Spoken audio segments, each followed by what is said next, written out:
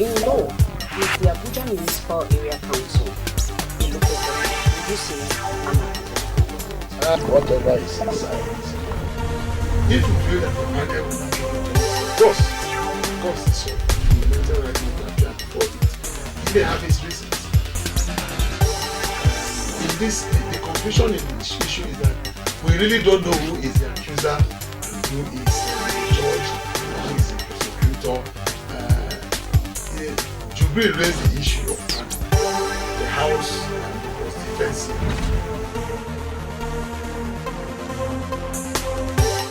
Hello viewers, and welcome once again to your program Legally Speaking, in which we look at power, politics and policies from the eyes of the law.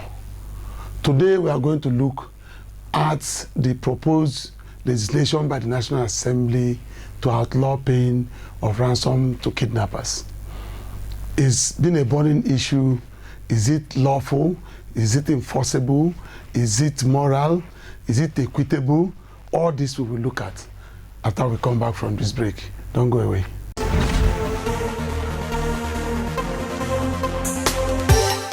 Welcome back. If you are just joining us, this is Legally Speaking. Of course, you know that in this program we look at power, politics and policies from the eyes of the law. Before we return on that break, my guest stepped in, but is always a guest on this program. I'm talking about the Oracle himself, Barrister Al Nwokoma, whom you know very well and whom you know is a legal practitioner in Abuja. Al, my pleasure. It's a pleasure. Today, as I promised, we are talking about the anti-ransom payment law being considered by the National Assembly. I think it's the House. No, it's just National Assembly. Because when they finish the other group, it has passed. Surprisingly, it has passed the first and second reading. Now, the total package is that if anybody pays ransom to the kidnappers, he will be guilty of an offense that carries imprisonment for 15 years. What does that mean? They call this 15 years, this number of years, as if we are going to buy pancake.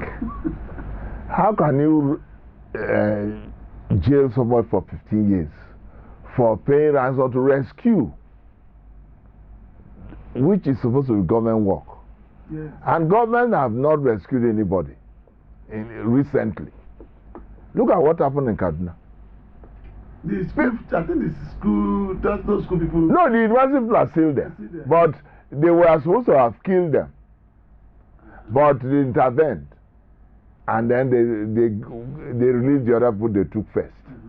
About 29 of them. And you say they are going to, you say you are imprisoning somebody who went to rescue, who is helping government to do government's work.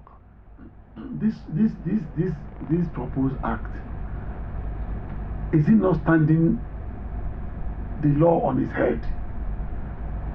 No, well, let us wait on what the National Assembly will do. For it to have passed, because I heard you say it has passed second reading. But for it to have passed even one reading is a problem. You know, the law, they are not hiding about what they are going to do, even if it contains any other thing. At least this one we are certain. Before somebody goes to pay ransom to kidnappers, it means that the state has failed. All the security apparatus of the state have failed to secure the person or the persons. Now, why will it be an offense for the person to go and secure the loved ones or whatever, colleague, with their resources? Because they cannot make law for people not to use their resources to protect themselves. No, very soon there will be a law when you meet your wife. Yes, very soon. Because there is no difference between the two of them. One, you should even pay the ransom back to the person who has paid. After they have paid. Yes. Because it's your pay. It's your work they are doing. Yes. It's a failure of government. Now, some of our colleagues who reacted here yesterday said that the law is also can be, even if it goes through and is passed, that it's not moral. No, well, you know what happened? After all, the case in Imo, where the governor put up a bill and said he will, at his pleasure. What happened to it when they went to court? The court threw it out now. We are waiting for them to pass. You know, that shows the level of the National Assembly members. That shows how ridiculous they could be. It's terrible. It's terrible. The person that that proposed this bill should be actually investigated. He doesn't understand the process of governance and the rights of citizens. And he has, incidentally, he has stayed for almost 2 years. If he was not an old member, he has stayed for at least 2 years. And how did he convince the other? No. Have you watched? Or are they on the same? No, have you watched the National Assembly when they are? Some people are sleeping. So they don't even know it's you that will tell them that such a bill was proposed. They don't read. They give them a copy of the bill and they have, all over. And they have special, because this is a mockery. And they have advisors. This bill is ridiculous. Yes. The Constitution says, look, you have the right to life. That is paramount. And then somebody takes you and put you in the danger of losing that life. And somebody has resources to save that life. When government has failed, then government says if you go and pay it, you go to jail for 15 years. Is it better for the person to be killed than you keep your money?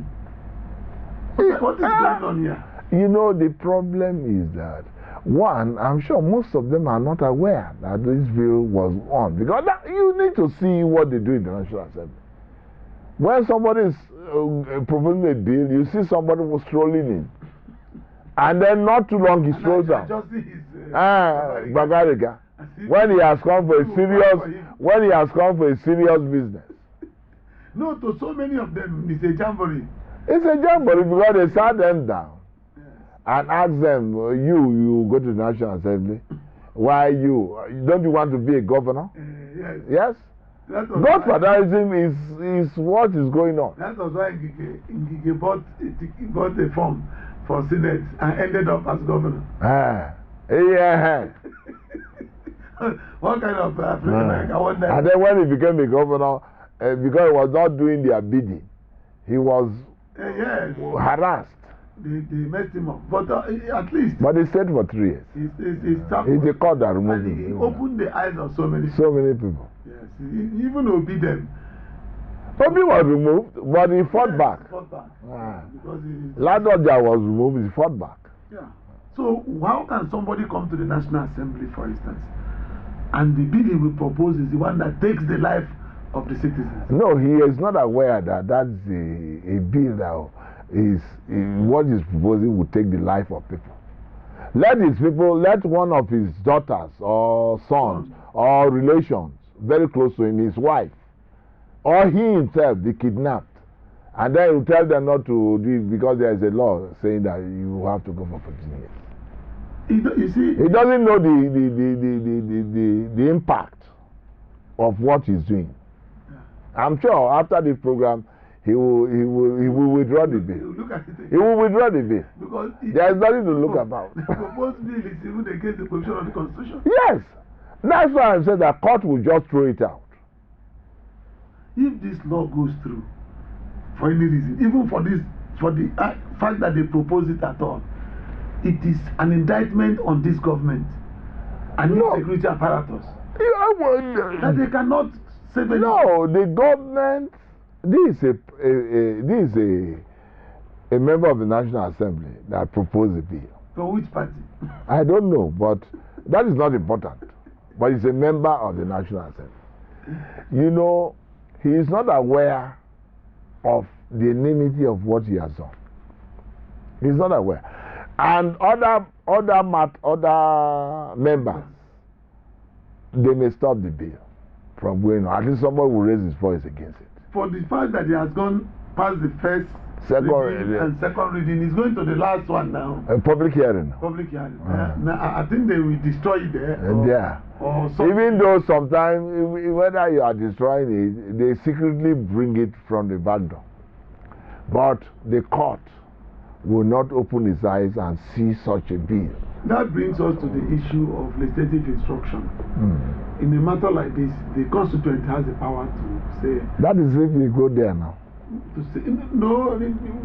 After this stage, they can consult the constituents. Instead of this public hearing, they organize inside the Senate there. It's wrong. It's wrong. Yeah. And they limit you from going there. Yes, you can't enter. But if everybody goes to his constituency and gets. That's why I'm saying that how many of them have an office? They are supposed to have an office. They pay them for having an office. I keep saying, you know, when there was this impeachment move against Clinton, yeah, the constituents came. They allowed them inside. That's the essence of a gallery now. Yes. That's the gallery. That's now, not the gallery. At a point, every member went to have audience. Which is constituent. Yes. There was one man, I can't remember his name now. His constituent said, they were asking their constituent, how do I vote? Vote, yes. They say, vote no to, they were saying, vote no to impeachment. When they told the man said, no, I will not vote no to impeachment. They have that conscience. They say, okay, no problem. They ask him, Congressman, say yes. Who is the boss here? You or we? He says, you people. It's okay, go and do what we tell you. We are going to monitor your vote. And he went and said no. 2 days later, he was recalled. 2 days, the man was moved out. You know, that is why we don't have those provisions. We have them, but we are not operating. If not, the governors and senators cannot jump from one party to the other. Morning, tomorrow he was at it's ridiculous. It doesn't make sense. If they have the sense of recall, if the recall is working, you know, they tried to recall a senator in Kogi State. Yeah. And it died. You know me, like, because they didn't follow the right procedure. Now that this bill also caused question the networking, intellectual networking among members, because the bill itself is an embarrassment to the National Assembly. So the man brought it from his house and gave it to the clerk, just like that. Nobody read it. It was not scrutinized. It was not vetted. Is that what they are saying? Is that how they run? You see, that was why we are saying that most of all the Constitution should also be looked at, because if these people are going to their constituents to seek the opinion before they come to the house, most of these people will not see the light of day. You can't like now, we are talking about serious of constitutional amendment or electoral act amendment. At least an amendment where you can vote and your vote go to the cloud. But what are we seeing? Up to 2 years has passed. No, 6 years has passed. Nothing happened. Nothing. Nobody is talking about amending the electoral law, which is the most important, the paramount law. Now, apart from the Constitution. I need to say this again because I need your thoughts seriously on it and the thoughts of our viewers. This bill is touching directly on the constitutional right to life. You know, in some jurisdictions now, right to life extends to life to right to medical treatment. No, it's life. The argument is that you cannot give somebody right to life. You cannot give him opportunity to protect that life. The government must run a program of supporting that life. You know, somebody told me one day, this right to life people are talking about, there is no long there. Now the Constitution did not give right to long life. There is no long in the place. It's just right to life. If anything happened to you at 2 years, 3 years, that's all. And this is what these people are touching on. No, when they say right to life, they don't need to put long life, because it's God that determines how long you should live. But as long as there is life in you, they have to protect that. You will protect it, and government will protect government will protect and you will support. Yes. You will support. Yes. And you will support by protecting yourself. So if you support the right to live long, you have not committed an offense. No, you are not. But this is what this act is saying. It's saying that if you support long life, right to life to be longer, then you have committed an offense. Because if you go to get somebody out from the day you increase his lifespan. Yes, he's saying no, don't increase it, don't do anything. No, well, you are talking as an intellectual. Do they remember all these things you are talking? They need to go and view. They need to go and see it. That's what I said. How come nobody saw it until he hit the press? No, they saw it, but they didn't read it. Because every morning, when they go to the house, if there is a bill that was submitted, it's photocopied and give it to them. That day before, about 2 days before. No, they give it to everybody. Yes. And you go home and study. And they set it for yes. And it's already, there is a calendar. You know it, yes. On when they will. Yes. It was Verify who started this thing. Don't pay, nobody should pay. Did he do anything to rescue the people? Nothing. Instead of saying, let the government fight and stop this kidnapping. He has not done anything. He said, the argument is that he makes it. That's the argument of this bill too. I won't be surprised if he knows about it. The argument in this bill is that it's because they pay, it's the ransom that encourage them. It is not the ransom. It's not the failure of the state. It's not a ransom. It's the government's inability of taking out, making them to operate. Yes. Government's inability. Make it difficult to operate. Because if government does not allow banditry or kidnappers, if they arrest them, another one will not go. That's true. Knowing the force of government. See, this issue of ransom is not a mystery. You know, when they kidnap somebody and take the person to wherever, they communicate with the They people. call. Yeah, they call. They make calls. In short, sometimes they come to your house. No, sometimes they come to your house and choose which one they will take. They say, no, let us take the wife and the kid. So that the man will go and get money for them. So, how come the police, the SSS, the DSS, all those people, NIA, they can't trace where those people are making the calls? They know. You know, Jonathan said something when President Jonathan, when he was a president. He said, criminals like Boko Haram have infiltrated his government. And they are still. I won't be surprised that half of those in operation are criminals. Let another government come first. Half. Instead of empowering the police, yes. Instead of making. Because they look away. Because the police people will advise you, no, they don't report this case here, or go to the other one. Because they will not be able to take any action. But don't you think that what the House should have done is to look at our own offensive against kidnapping and see the loopholes there and encourage it so that it will reduce it or stop it, rather than saying once they take you, they should kill you. I won't be surprised if the same people have infiltrated the house. It's government now. It's government now. This law does not give up anybody any chance. Yes. You come back from work, they kidnap your family, then you go and do burial for them. You wait for when the bodies will come to you. No, because this is. And you can imagine how many people that have been rescued from such thing. You know, most of the things, because most of the time. This is more than legislative insensitivity. It's legislative rascality. No, that's why I'm saying that they've been infiltrated too. It's governance. How can you say that somebody cannot use the resources to save life? Even that is an offense compared to what government should do. Yes. It's an offense for the government that they were unable to do this. Unable to protect the life of that man. Yes. And when the man was captured, to rescue him was another derailed again. Yes.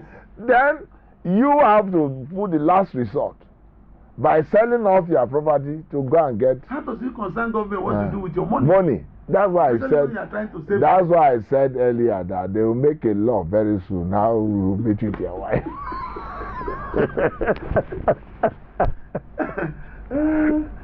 So, for us, sitting here at this house, before we go on this short break, we agreed that this is above legislative insensitivity we have in Nigeria since 1960. Yeah. It has matured to legislative rascality and idiocy. It's idiocy. We go on short break. When we come back, we continue this discussion.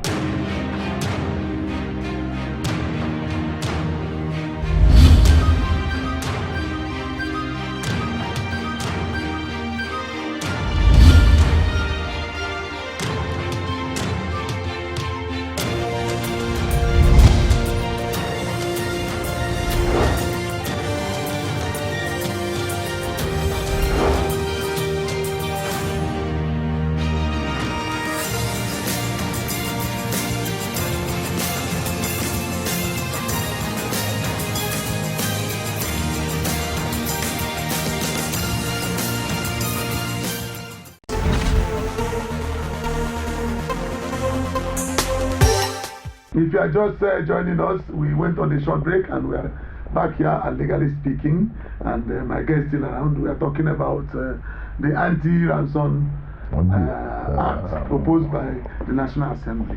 Al, before we went on that short break, we were talking about the graduation. You know, all this while, from 1960 Parliament to today, the Parliament has been irresponsible. There's parliamentary irresponsibility in Nigeria. They don't do anything. They can't amend the constitution. 6 years has passed. Amendment. Laws that were proposed during Obasanjo, some of them have not been passed. No, like PIB. Yes. That's number one. I can't. Like even Custom Act. It has not passed. It has not passed. The last person that amended is Electoral Act. Yes, and Jonathan did that. And the Custom put it in their defense. No, in their website. Okay. So when we are about to take the man who said is controller general, who had never been a controller at all in this place, we use that document, not knowing that the House has not passed it.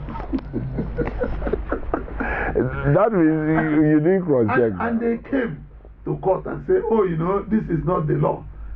But they said that But they put it to. Yes, they said that the law they rely upon did not make provision on how the Controller General of Customs should be appointed. But there is a law now. That our case is not correct because we base it on a law that does not exist. And I said the Supreme Court said, look, it is a fact that the court will consider.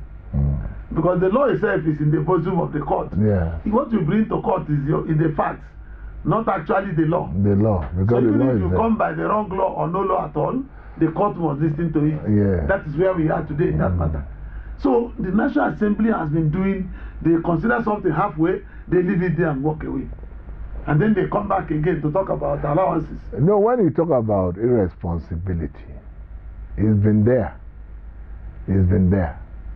The legislators who are supposed to be the eye of democracy, they are not doing their work. If they are doing their work, look at what happened in the First Republic, which look as a serious assembly.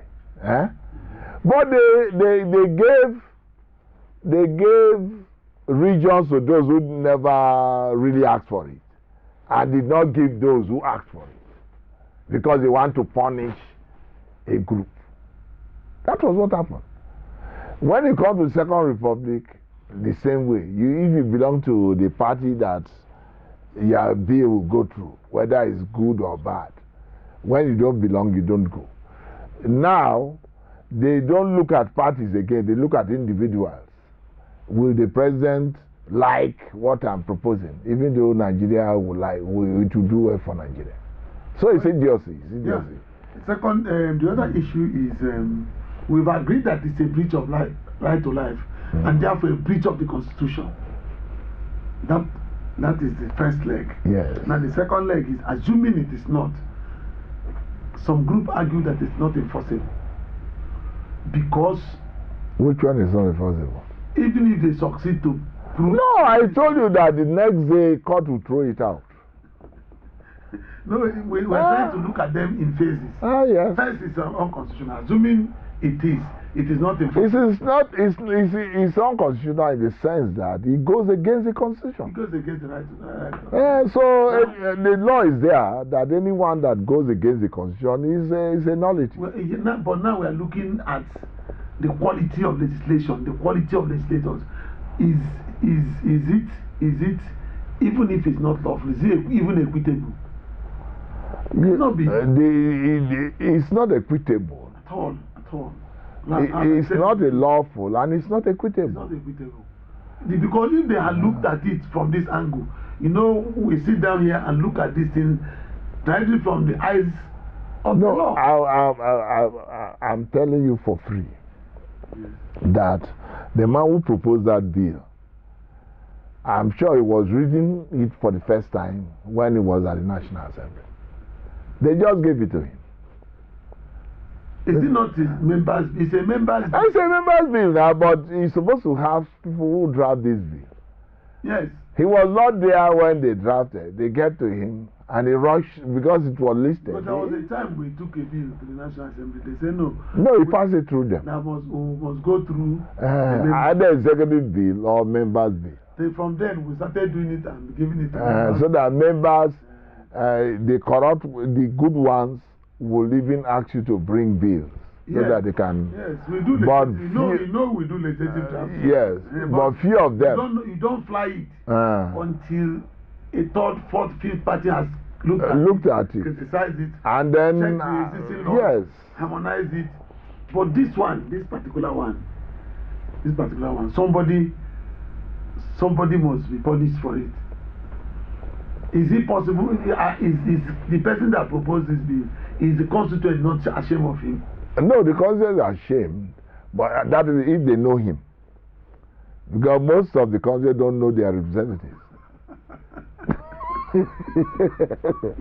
Now, if they know him, yes, if they know him. In short, some people don't know that this man represents. They are watching him until they mention that he represents. That's my constituency. So this is my constituency. So is this man my representative? That's how it works. Most times you don't know them. Because the man ought to be recalled. Yes. No, if you know him, like now that they've known him, and if you have his name, you Google it, you will find out what is represented. You can start a recall proceedings. Because he doesn't have, he's clueless about the position of the law. Yeah, he doesn't know anything. He said legislative idiocy. That is what you say. That's what it is. These payments they are talking about. They are talking about it as if you go to the bank and pay it, and then they give you teller, and then police will come and arrest you, and then the police will collect the teller and use to prosecute you. How can you? One thing is that governments have done exchange money with people severally in Nigeria. Yes, and government has been paying. And rescue people. Yes. But they will come and tell you that no ransom was paid. Should it be an offense if an individual uses his money? We have not come to the point in a democracy when government will tell you how to spend your money. An NGO can be put together that only rescue people that have been kidnapped, and it's lawful. Yeah. It's lawful. Yeah. They can put their money, but people can. If it comes to a point where nothing can be done, people go to churches, people go to mosques, people go to conferences to pray and ask for money. Money. Please, my brother. No, the prayers you do, and then you solicit for money. Yes. And in short, most times if the church is well off, they are the ones who rescue these people. Yes. Like we had that some churches, their members were adopted. I don't know, more than even some priests. More than now they killed the priest yesterday or 2 days ago in Kaduna and then in Katsina, and one is they don't know his whereabouts. So that means he's either being kidnapped or killed. Yes, 2 of them in Katsina 2 days ago. And somebody is staying somewhere saying, look, don't go and rescue. If ransom is the only thing that can give the person back his freedom and his life, it should be paid. It's part of the protection. He's not asking the government to give. You are not asking government to bring money. No, you can sue the government after. Thereafter, yes. After. You can sue the to government. recover the money. To recover the money. Because that is their constitutional duty. Why am I paying tax if I cannot be protected? Yes. You must. You know, the other time we were talking about justification, and we forgot to say that if I think it's the Jusun strike. Sorry, and we are saying, oh, people are helpless. People are not completely helpless. They have started going to the shrine of Ahmadiyya to report, to do their cases there. Yes. No, you know. Okija shrine and you know what is making most of us look helpless is that as a Christian, I don't want to be involved in those things I call fetish. But they are more active than because a lot of people are taking God for granted. A lot of it. They said if the court does not open, they have a place they go to, and they have been using it since the system. No, Court of Appeal now. When I was doing my youth service in Anambra, there's Court of Appeal in here now. They will summon the Juju priest will come to your town in Port Harcourt and summon you, and if you don't go there, they are summoned me before. No, the next thing you are dead. We're doing the case here. And that one is he doesn't. He has no mercy. No, he doesn't take bribe. No, he doesn't take bribe, and he does justice. He does justice. He does justice. You know, I have a classmate who, when we started practice here, he came and met me. He said he's not a Christian, he's not a Muslim. That they want me, they are like 20 people dressed in this traditional, he's a Yoruba guy, but he has Igbo guys and other tribes. Everybody came in their own attire. They called me for a meeting. I thought, why are they calling me before traditional rulers? I didn't know that they are just. They summoned you? Yeah, they asked me to come, they want to brief me. Okay. That the government gave the Muslim where they built their central mosque. Okay. And that they gave the Christian where they built their Christian center. Where is your? Where is the people, traditional worshippers? I was shocked. I said, eh? They said, but if you go to court on that, I don't know whether you went to court. No, I didn't. If you go to court on that, there is a huge right and sense in what they're saying. That's why I told them, you guys know that I cannot do this. One is brilliant now. The Agric was the Ministry of Agric, Federal Ministry of Agric, just yesterday. A letter was saying that they awarded 30 million contract to build a mosque inside. So people are started asking that what of the one for for Christians and the one for the traditional rulers, traditional worshippers. That was just yesterday. Yes, I saw it. It was trending since yesterday. Meanwhile, the same Agric has not done anything about this famine and all the rest. CBN has done more than the Federal Ministry of Agric. That's by the way, back to our topic. Yeah. That's the topic for another day. Yeah. How can, assuming that this madness goes through like every other Nigerian madness, and then how can anybody enforce that kind of law? No, it's unenforceable. That law is unenforceable. I'm telling you that if it goes through, we wait for them at the other at the court. As soon as they bring it out, we just throw it to the dustbin. To the dustbin, up to Supreme Court, but it do not get there. Thank you for coming on this program. It's a pleasure. Thank you very much.